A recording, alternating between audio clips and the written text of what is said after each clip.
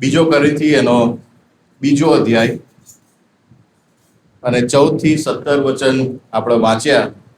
કેટલીક બાબતો મેં પ્રસ્તાવનાના સ્વરૂપે અને બેકગ્રાઉન્ડ માહિતીના સ્વરૂપે ગુરુવારની શાસ્ત્ર અભ્યાસની સંગતમાં જણાવી હતી, અને બીજી કેટલીક બાબતો ભવિષ્યમાં દર ગુરુવારે આપણે જોઈએ છીએ એ પ્રમાણે જે અભ્યાસની બાબતો છે એ આપણે ગુરુવારની બાઇબલ અભ્યાસમાં જોવાના છે, કે જેથી સંદેશાના સમયની અંદર ઘણી બધી બાબતો આપણે સમાવી ના શકીએ સમયની મર્યાદાની અંદર. એટલા માટે પણ અહીંયા આપણે જે શાસ્ત્રપાઠ વાંચ્યો, સંત પાઉલે કોરિન્થને આજે બીજો પત્ર લખ્યો.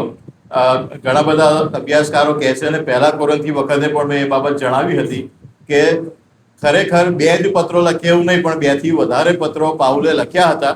આપણી પાસે 2 પત્રો હયાતીમાં છે, બરાબર. અને વચનમાંથી આપણે કલમો પણ જોઈ હતી કે જે બતાવે છે કે પાઉલે આના સિવાય બીજું ઘણું કોરિન્થની મંડળીને લખ્યું છે, બરાબર.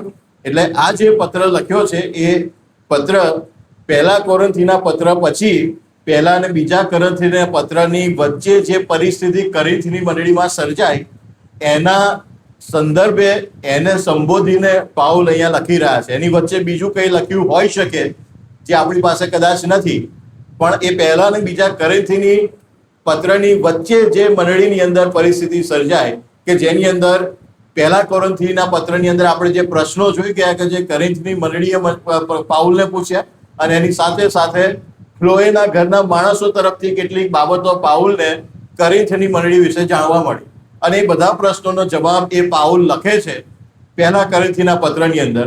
અને ખાલી જવાબ આપે છે એટલું નહીં, પણ ઘણી બધી જગ્યાએ બહુ સખત શબ્દોમાં ઠપકો પણ આપે છે. જેમ કે 5મા અધ્યાયની અંદર, પહેલો કોરિન્થી 5મો અધ્યાય આપણે જોઈ ગયા કે તમારામાં એવો વ્યભિચાર છે જે વિદેશીઓમાં પણ નથી, અને તમારે એમાં શરમાવું જોઈએ, એની જગ્યાએ તમે અભિમાન કરો છો. બહુ સખત શબ્દોમાં ઠપકો આપે છે એમને. એવી જ રીતે મેજની સંગતના સંદર્ભમાં 11મા અધ્યાયની અંદર એ પણ આપણે જોઈ ગયા, તમે બગાડ કરવા માટે એકઠા થાવ છો. આ શબ્દો સાંભળીને કોઈને સારું ના લાગે, અને એટલા માટે ઘણી બધી એવી બાબતો કે જેની અંદર કોરિન્થની મંડળી એ ખોટા રસ્તા પર જઈ રહી હતી, ત્યાં સંત પાઉલે એમને આવી રીતે ઠપકો આપ્યો, અને ઘણા બધા લોકોને કોરિન્થની મંડળીમાં એ માઠું લાગ્યું, ખોટું લાગ્યું. આવું અમને શા માટે કહેવામાં આવે? અને ઘણા બધા એવા લોકો કે જે તકની રાહ જોઈને બેઠા હતા કે કશું હાથમાં આવે અને અમે ઊંચું કરીએ, એ લોકોને પાઉલની વિરુદ્ધ કોરિન્થની મંડળીના લોકોના કાન ભંભેરવાનું શરૂ કર્યું. પાઉલ એ નિષ્ફળ માણસ છે, એ ખોટા પ્રેરિત છે, એ ઉપદેશક ખોટા છે, અમે જે કહીએ છીએ સાચું છે, અમે જ્ઞાનની વાત કરીએ છીએ, અને ઘણું બધું. અને આ જે પરિસ્થિતિ ઊભી થઈ એના સંદર્ભમાં પાઉલે પછી ઘણી બધી બાબતો વચ્ચે બની, પણ એ બધી બાબતોને ધ્યાનમાં લઈને આ બીજો પત્ર લખવાની જરૂર પડી. અને બીજા પત્રની અંદર ઘણી બધી બાબતો પાઉલ એ કોરિન્થની મંડળીને સમજાવે છે, અને એમાંની એક બાબત જે આપણે 14 થી 17 કલમ વાંચી એની અંદર પાઉલ કહી રહ્યા છે. હવે અહીંયા મૂળ વાત એ ઉપદેશની ચાલી રહી છે. પહેલા અધ્યાયથી તમે એ બાબતોને જોશો તો વારે ઘડીએ તમને એ કલમો મળશે. ગુરુવારે આપણે થોડી કલમો વાંચી હતી બાઇબલ સ્ટડીની અંદર. ઉપદેશની ચાલી રહી છે કે કેવી રીતે ખ્રિસ્તના ઉપદેશને, સુવાર્તાને ભેળસેળ કરીને જેને કહેવાય કે ડાયલ્યુટ કરવામાં આવે છે, એને માઇલ્ડ કરી દેવામાં આવે છે. થાય છે શું? સુવાર્તાને જો સીધી પ્રગટ કરવામાં આવે તો એ સામેવાળા સાંભળનારને ઘણી બધી વખત અઘરું પડી જાય. જે પાપની ભયંકરતા છે, અને એ ભયંકરતાની અંદર હું પડેલો છું, અને મારા એ પાપ ઉપર સીધી આંગળી સુવાર્તા દ્વારા ચીંધવામાં આવે તો મને અઘરું લાગે, મને ના ગમે. અને એ ભયંકરતામાંથી પછી લોકો આગા પાછા થઈ જાય, દૂર થઈ જાય. ઘણા બધા લોકો સ્વીકારીને આવે, પણ મોટા ભાગના લોકો એ એનાથી દૂર ભાગે. સાંકડો રસ્તો અને પહોળો રસ્તો આપણે જાણીએ છીએ, પ્રભુ ઈસુએ કીધું. સાંકડો રસ્તો અઘરો પડે છે એટલે ત્યાં બહુ ઓછા જાય છે. પહોળો રસ્તો સહેલો લાગે છે, ત્યાં વિશાળ જગ્યા છે, બધું સહેલાઈથી થઈ જાય છે એટલે ત્યાં બધા જાય. એવી પરિસ્થિતિ ઊભી થાય છે જ્યારે સુવાર્તાને સીધી પ્રગટ કરવામાં આવે. અને પ્રભુએ ઘણા બધાની આગળ સીધી બાબતો કીધી. એના પરિણામો શું આવ્યા એ આપણે સુવાર્તાઓમાં વાંચીએ છીએ. જેમ કે સમરૂની સ્ત્રીની વાત, પ્રભુએ એને શું કીધું? યોહાનની સુવાર્તા 4 અધ્યાય, જા અને તારા વરને તેડી લાવ. કોઈ આવું સીધું મોં ઉપર કહે તો સામેવાળાની શું પરિસ્થિતિ થાય? પણ એ સુવાર્તા હતી. એ સમરૂની સ્ત્રી માટે એ જ સુવાર્તા હતી. અને એ જ સુવાર્તા એ સ્ત્રીનું જીવન બદલ્યું. ને પછી એ ત્યાં ગામમાં દોડી ગઈ અને બધાને લઈ આવીને પછી આગળ જે બાબતો બની ત્યાં નોંધી છે 4 અધ્યાય પાછળ વાંચો તમે. એનું જીવન બદલાયું, આખા ગામના લોકોનું જીવન બદલાયું, ને પ્રભુને કેટલા બધા દિવસ સુધી ત્યાં રહેવા માટે આમંત્રણ આપવામાં આવ્યું વગેરે બાબતો. પણ એની સામે પેલા એક શ્રીમંત માણસ કે જે પ્રભુની પાસે આવે છે, અનંત જીવન, સદાકાળનું જીવન પામવા માટે મારે શું કરવાનું? પ્રભુ કહે છે તું આજ્ઞાઓ પાડ. એ માણસ કહે છે હું તો બધી આજ્ઞાઓ પાડું છું, નાનપણથી પાડતો આવ્યો છું. પ્રભુ કહે છે કે એક વાતમાં અધૂરો છે, તારું બધું મૂકી દે, ગરીબોને આપી દે અને મારી પાછળ આવી. આ સુવાર્તા હતી. એ માણસે શું કર્યું? એનું મોં પડી ગયું, ઉદાસ થયો અને પાછો જતો રહ્યો. કેટલાકને માટે એ સીધી સુવાર્તા આશીર્વાદનું કારણ બને છે.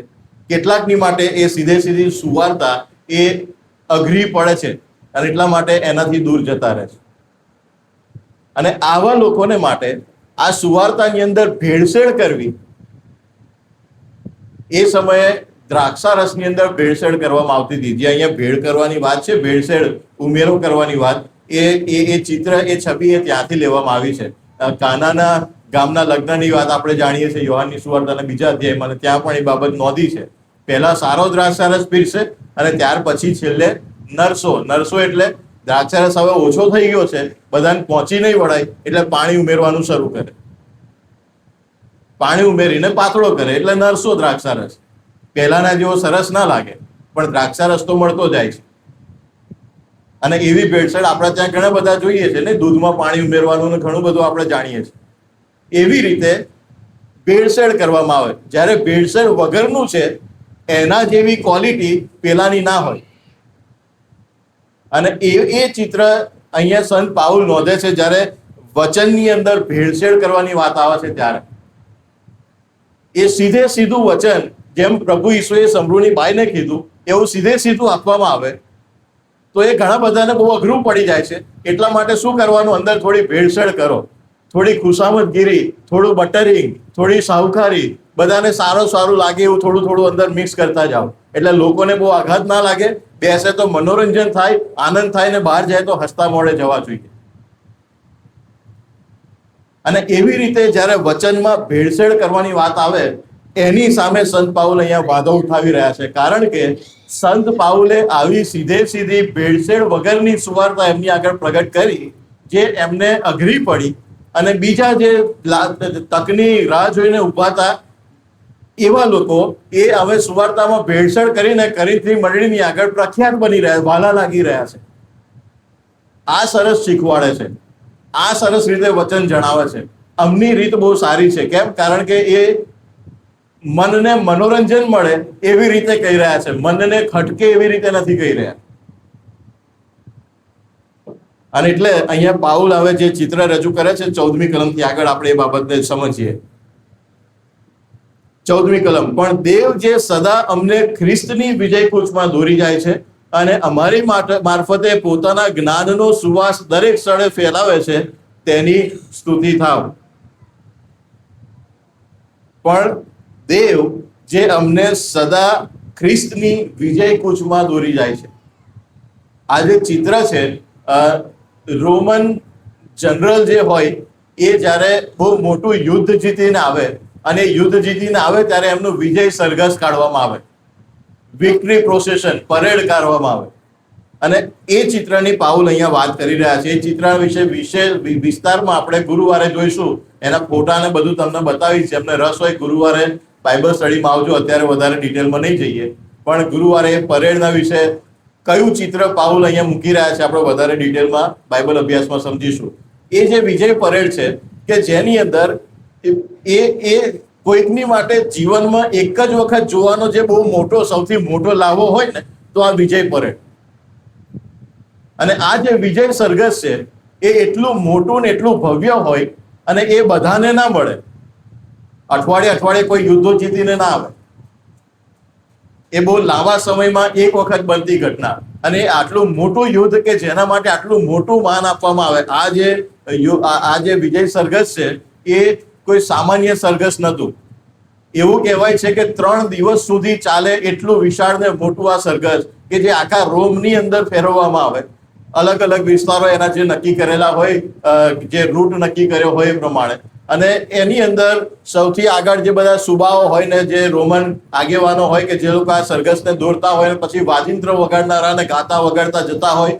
પાછળ યાજકો પણ હોય કે જે લોકો ધૂપદાનીમાં ધૂપ વાળીને એ ધૂપની સુવાસ ફેલાવતા હોય ને એમની સાથે પછી જે અર્પણ ચડાવવાનું બલિદાન જે હોય, પ્રાણી હોય, મોટા ભાગે બળદ હોય સફેદ કલરનું, અને એને લઈને જતા હોય અર્પણ ચડાવવાને માટે, ને સાથે પેલી જે ધૂપ વાળતા હોય એમની પાછળ બીજા પાછા ગાનારા વગાડનારા ઘણી બધી બાબતોને છેલ્લે આ રોમન જનરલ એ 4 ઘોડાવાળી એક મોટી બગીની અંદર બહુ જ સુશોભિત અને ભવ્ય રીતે બેસાડવામાં આવ્યા હોય, કે જે આ યુદ્ધને જીતીને આવી રહ્યા છે.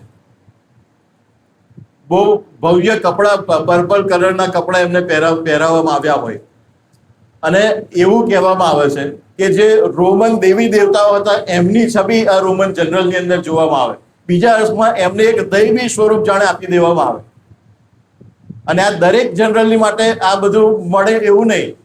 એ પ્રકારનું ભવ્ય વિજય મેળવીને જે આવ્યા હોય, એ રોમન સેનેટ છે એ નક્કી કરે, તપાસે કે આ જે વિજય છે એ આવા ભવ્ય સન્માનને યોગ્ય છે કે નહીં.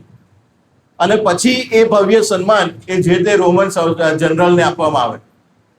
અને એટલે બધાને મળે એવું નહીં. અને જીવનમાં એકાદ વખત કોઈને લાવો જોવાનો મળી ગયો એ સરઘસ, તે પોતાને ધન્ય માને. કેટલું જોરદાર સરઘસ, આવું કદી કોઈને જોવા ના મળે. 2-4 પેઢીમાં એકાદ જણને પછી કહે કે અમે તો આવું જોયું. એવા પ્રકારનું આ સરઘસ. અને એ સરઘસની આ જે ભવ્યતા છે, એ જે રોમન જનરલ જે જીતીને આવ્યા છે, એ જ્યાંથી જીતીને આવ્યા છે ત્યાંના બધા લોકો, એની અંદર ત્યાંના રાજા પણ હોઈ શકે, અને બીજા નાગરિકો પણ હોઈ શકે, અને સિપાહીઓ પણ હોઈ શકે. બધાને બંદી બનાવીને લઈને આવે, અને એ બધા બંદી બનીને જતા હોય. એમની માટે આ ધૂપની અલગ અલગ વ્યાખ્યા હોય. આ જે સુવાસ ફેલાવવામાં આવી રહી છે અહીંયા, જે યાજકો બધો ધૂપ બાળે છે ને ધૂપની સુવાસ જે ફેલાવવામાં આવી રહી છે, એ બધાના માટે અલગ અલગ અર્થ કરી રહી છે. અને એના સંદર્ભમાં અહીંયા પાઉલ હવે કહી રહ્યા છે કે ખ્રિસ્તની વિજય કૂચમાં દોરી જાય છે. અહીંયા હવે એ રોમન જનરલની જગ્યાએ પાઉલ એ ઈસુ ખ્રિસ્તને મૂકે છે. હું આ સરઘસને જે ભવ્યતા છે એ ભવ્યતામાં હું ખ્રિસ્તને જોઉં છું, કે જે અંધકારની સત્તાની સામે આવો ભવ્ય વિજય મેળવીને આવી રહ્યા છે. અને એ ભવ્ય વિજયની અંદર કેટલા બધા લોકો એ જોડાયા છે, ને એમાં ઘણા બધા બંદીવાનો છે, ને ઘણી બધી પ્રકારના લોકો છે. એ બધાની અંદર આ ખ્રિસ્તની વિજય કૂચની અંદર આગળ એ પ્રમાણે કે છે, અમારી મારફતે પોતાના જ્ઞાનનો સુવાસ દરેક સ્થળે ફેલાવે છે. અમે આ વિજય કૂચની અંદર સુવાસ સમાન છીએ. એ સુગંધી રૂપ દ્રવ્યો સમાન છે, કે જેમના દ્વારા આ ખ્રિસ્તના વિજય કૂચની, વિજય સરઘસની સુવાસ એ ચારે બાજુ ફેલાઈ રહી છે. અને જ્યારે ફેલાઈ રહી છે ત્યારે એના 2 અર્થ બની રહ્યા છે. કયા કયા અર્થ? 15મી કલમની અંદર, કેમ કે તારણ પામનારાઓમાં તથા નાશ પામનારાઓમાં અમે દેવની આગળ ખ્રિસ્તના સુગંધરૂપ છીએ. પાછલાને અમે મોતના મૃત્યુકારક વાસરૂપ અને આગલાને જીવનદાયક વાસરૂપ છીએ. તે કર્યાને સારું કોણ યોગ્ય છે? જે લોકો તારણ પામનારાઓ છે એમને આ જે સુવાસ છે એ જીવનદાયક સુવાસ લાગે છે, ખ્રિસ્તના વિજય સરઘસની સુવાસ. કેમ કે એ ખ્રિસ્તના વિજય સરઘસમાં અમે પ્રભુને સ્વીકાર્યા છે, એટલા માટે તારણનો આશીર્વાદ પામ્યા છે, અમે જીવન પામ્યા છે. અહીંયા અમે મરણ પામવાને માટે કે મારી નખાવાને માટે જઈ રહ્યા નથી. આ સરઘસની અંદર કેટલાક બંદીવાનો છે કે જેમને આગળ જતા જે બંદી બનાવીને લાવવામાં આવ્યા છે રોમન સરઘસમાં, એમને છેલ્લે પછી ત્યાં મારી નાખવામાં આવશે. અમે એ મરણ તરફ આગળ વધી રહ્યા નથી. આ સુવાસ અમારા માટે જીવનની સુવાસ છે. પણ કેટલાક એવા છે જેમની માટે આ સુગંધ છે એ મરણની સુગંધ છે, જેમને થોડા સમય પછી હવે લઈ જશે બંદીવાનોને જ્યાં મારી નાખશે. એમના માટે આ સુગંધ એ મરણની સુગંધ છે. એમને ખબર છે કે આ જે બધી ઉજવણીઓ થઈ રહી છે, આ જે સરઘસ ચાલી રહ્યું છે બહુ ભવ્ય, આ સરઘસના પૂર્ણાહુતિમાં છેલ્લે અમારા માટે મરણ રહેલું છે. અમને બધાને મારી નાખશે. એક જ સુવાસ, પણ બે અલગ અલગ વ્યક્તિઓને માટે એના બે અલગ અલગ અર્થ થાય છે. કેટલાકને માટે એ જીવનની સુવાસ છે, કેટલાકને માટે એ મરણની સુવાસ છે. અને પાઉલ કહે છે કે અમે એ સુવાસ છીએ. હવે આ જે જીવંત સુવાર્તાની વાત થઈ રહી છે, અહીંયા જે સુવાસ છે એ સુવાર્તાની સુવાસ છે, દેવના વચનની સુગંધ છે, કે જે કહે છે કે અમે લઈને ફરીએ છીએ. જ્યારે અમે એ દેવના વચનની સુગંધને સુવાસને લઈને ફરીએ છીએ, ત્યારે અમે કેટલાકને આશીર્વાદરૂપ લાગીએ છીએ, આનંદ પમાડનારા લાગીએ છીએ, કારણ કે અમારી એ સુગંધ, અમે જે સુવાર્તા પ્રગટ કરીએ છીએ એ સુવાર્તાની સુગંધ એ લોકોને તારણ તરફ, જીવન તરફ લઈ જાય છે. અને કેટલાક લોકોની માટે એ મરણની સુગંધ બની જાય છે, કેમ કે એમના હૃદય કઠણ કર્યા છે અને એમને આ સીધી સુવાર્તા પચતી નથી. એ એમના દુખતી નસ ઉપર, એમના પાપ ઉપર, એમના હૃદયમાં, એમના જીવનમાં રહેલા અંધકારના ડાઘાઓ ઉપર સીધી આંગળી મૂકવામાં આવે છે. એ એમને ફાવતું નથી, એટલા માટે એમની માટે એ મરણની સુવાસ બની જાય છે. એમને ખબર છે કે આ તો ના થાય, એટલા માટે એ સુવાસથી એ હંમેશા દૂર રહેવાનો પ્રયત્ન કરે, અહીંયા નહીં જવાનું. પણ જ્યાં થોડું ભેળસેળ કરીને આવતું હોય એ સુવાર્તાની સુવાસને થોડીક મિક્સ કરવામાં આવે, સારું લાગે એવું અંદર મૂકીને, એટલા માટે હવે મરણની સુવાસ એ થોડી માઇલ્ડ થઈ જાય. છેલ્લે મરણ તો છે જ, પણ થોડી માઇલ્ડ થઈ જાય એટલે બીક ઓછી લાગે, થોડા સમય માટે રાહત લાગે, એટલે કે છે કે ત્યાં દોડીને જાય છે. આ પરિસ્થિતિ કોરિન્થની મંડળીની હતી. જૂઠા ઉપદેશકો અને સુવાર્થિકો અને એ બધા કે જે પોતાના નામની આગળ પ્રેરિત લખાઈ દેતા હતા, અપોસ્તલ પોતાને કેવડાવતા હતા, એ બધાનો ઉલ્લેખ પાછળ છે, આપણે સમય પ્રમાણે બધું બાબતો જોઈશું. પણ કહે છે કે એ ખરેખર ખ્રિસ્તની સુવાર્તાના સેવકો નથી.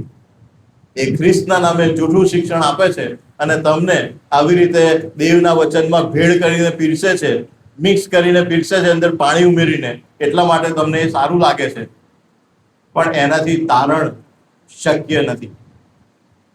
ગુરુવારે પાઉલના દુઃખો વિશે આપણે વાંચ્યું હતું. 11મા અધ્યાયની અંદર પાઉલ જે આખું લિસ્ટ એમનું જણાવે છે. સુવાર્તા અને સુવાસ બનીને ફરવું એ સહેલી વાત નથી, એ જરાય સહેલી વાત નથી. એની માટે કેટલું બધું સહન કરવું પડે છે પાઉલે, એ ઘણી બધી જગ્યાએ ઘણું બધું નોંધ્યું છે. પણ એ બધી બાબતોમાં એ બધી કલમો અત્યારે આપણે વાંચીશું નહીં, પણ એ બધા જે દુઃખો છે 11મા અધ્યાયની અંદર તમે અધ્યાય વાંચો, પાઉલે આખું લિસ્ટ આપ્યું છે, કેવી પરિસ્થિતિઓમાંથી એમણે પસાર થવું પડ્યું. એ બધી પરિસ્થિતિઓની અંદર પસાર થાય છે ત્યારે એ સુવાસમાં ભેળસેળ ચલાવતા નથી, એટલા માટે એમણે એ બધી બાબતોમાંથી પસાર થવું પડે.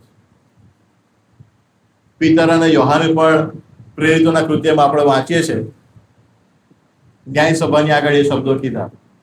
જ્યારે એમને કહેવામાં આવ્યું કે તમારે ઉપદેશ કરતી વખતે ઈસુના નામનો ઉપયોગ નહીં કરવાનો, ત્યારે એમણે શું કીધું? તમારે અમને મારી નાખવા હોય તો મારી નાખો, તમારે જે કરવું એ કરો, પણ અમે આ બાબતનો ઉપદેશ કર્યા વગર ચૂપ રહી શકીશું નહીં. અમારી સાથે શું થશે એની સાથે લેવા દેવા નથી. તમે અમારી સાથે શું કરી શકો છો, પ્રભુને વદસ તમે જણાવ્યા, તો પિતર ને યોહાન તો શું છે? અમારી સાથે તમે એનથી ભૂંડું કરશો, કશો વાંધો નહીં, પણ અમે સુવાર્તા પ્રગટ કર્યા વગર ચૂપ રહી શકીશું નહીં. એમાં ભેળસેળ એ જરાય ચાલશે નહીં. એમને ઓપ્શન તો એ જ આપ્યું, જે ન્યાય સભા હતી એમણે એ જ પ્રસ્તાવ મૂક્યો, તમે ઉપદેશ કરો, ઉપદેશ ના કરશો એવું નહીં કીધું, પણ ઉપદેશ કરતી વખતે એ નામનો ઉપયોગ નહીં કરવા, ઈસુનો પ્રચાર નહીં કરવા.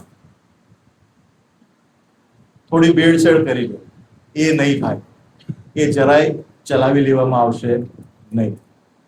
જે તારણ પામનારાઓ છે એમના માટે અમારી સુવાર્તા એ જીવનની સુવાસરૂપ બનશે, એ અમારા માટે પૂરતું છે. જે નાશ પામનારાઓ છે, જેમણે એમના હૃદય કઠણ કર્યા છે, એમના માટે મરણની સુવાસ રહેશે, કશો વાંધો નહીં.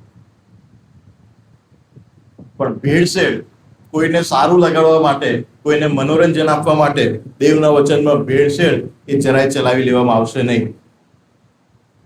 16મી કલમના અંત ભાગમાં કહે છે, તો એ કાર્યને સારું કોણ યોગ્ય છે, કોણ આની માટે લાયક છે, આવી શુદ્ધ અને પવિત્ર સુવાસ ફેલાવવાને માટે કે જેની અંદર જરાય ભેળસેળ નથી. એવી ભેળસેળ વગરની સુવાર્તાને પ્રગટ કરવાને માટે યોગ્ય અને લાયક કોણ છે?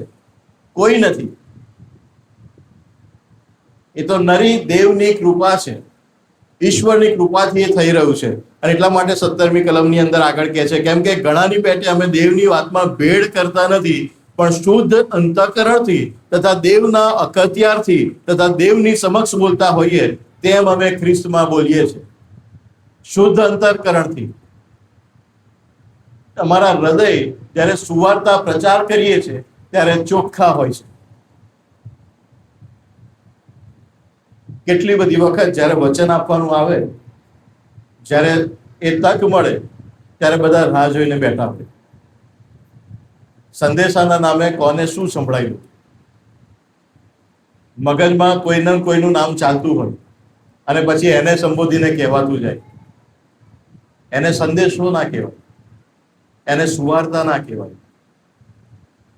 ઉભા થઈને એકબીજાને મેણા ટોણા મારવા, એને સુવાર્તા ના કહેવાય.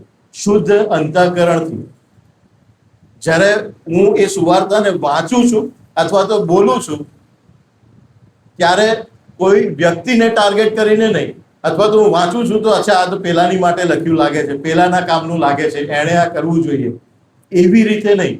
એ મારી માટે છે. પ્રભુ મને કહી રહ્યા છે અને મારા દ્વારા પ્રભુ બીજાને કહી રહ્યા છે. શુદ્ધ અંતઃકરણ એ બહુ જરૂરનું છે. જ્યારે સુવાર્તા પ્રચાર કરવાની વાત આવે છે, જ્યારે વચન વેચવાની વાત આવે છે, ત્યારે લોકો નહીં આવે તો, લોકોને નહીં ગમે તો, લોકો કંટાળી જશે ને બીજા રવિવારથી બીજે જતા રહેશે. એટલે હું ભેળસેળ કરીને થોડું સારું સારું કહું ને થોડીક વાર્તાઓ કહું ને થોડીક ગમત કરું, બધાને મજા આવશે, મનોરંજન થશે અને બીજા રવિવારે બીજા 4 જણને વધારે લઈને આવશે.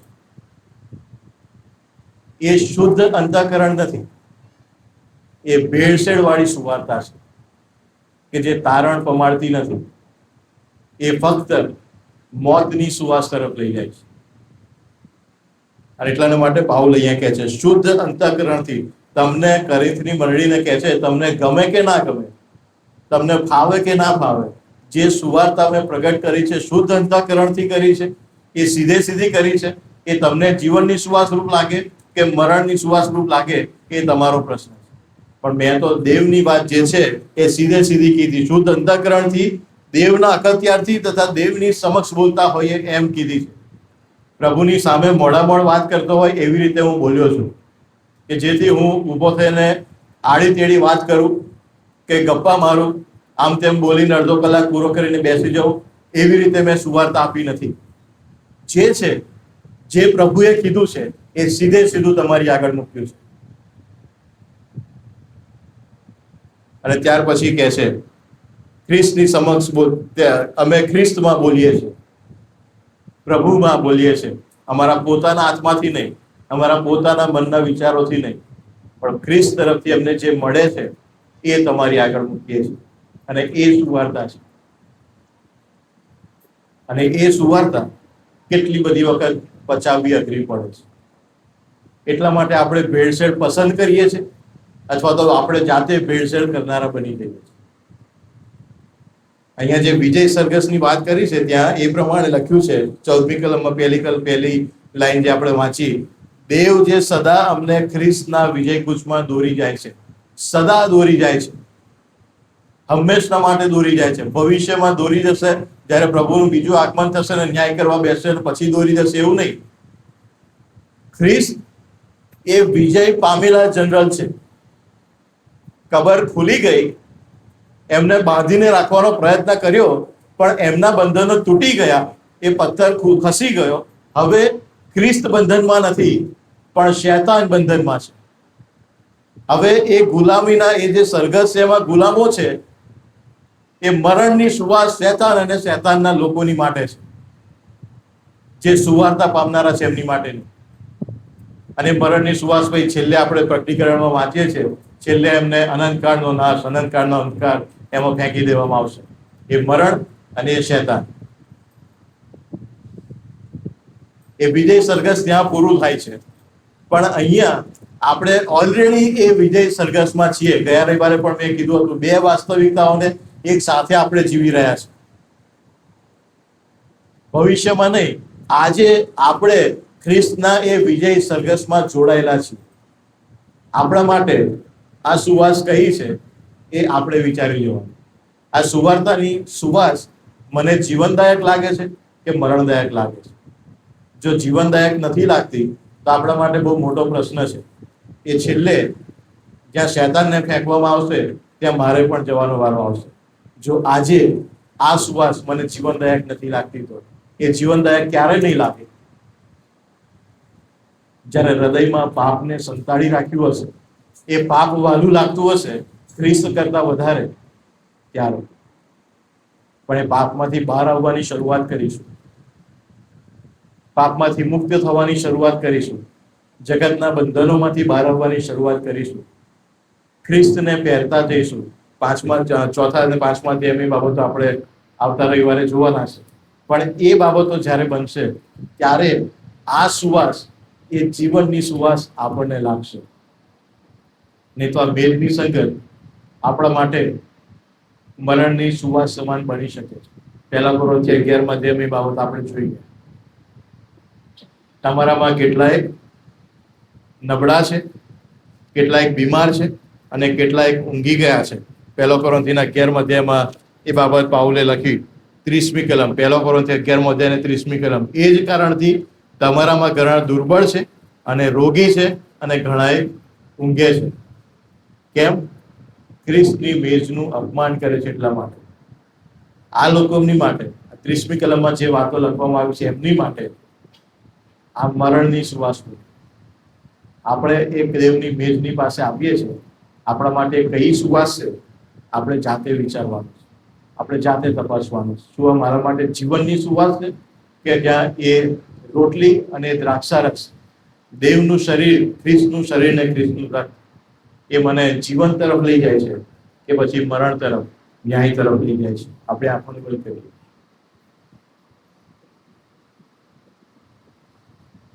આપણા જીવનોને તપાસી લઈએ.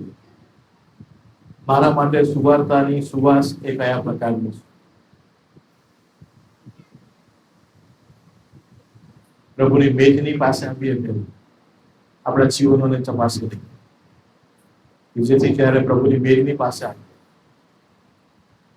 ત્યારે જીવનની સુવાસ લઈને, જીવનની સુવાસનો આનંદ માણી નથી, કે જેથી ખ્રિસ્તની વિજય કૂચ આપણા માટે આનંદ પમાડનારી બને, નહીં કે દુઃખ પમાડનારી. જીવન તરફ લઈ જનારી બને, નહીં કે મરણ ને નાશ તરફ.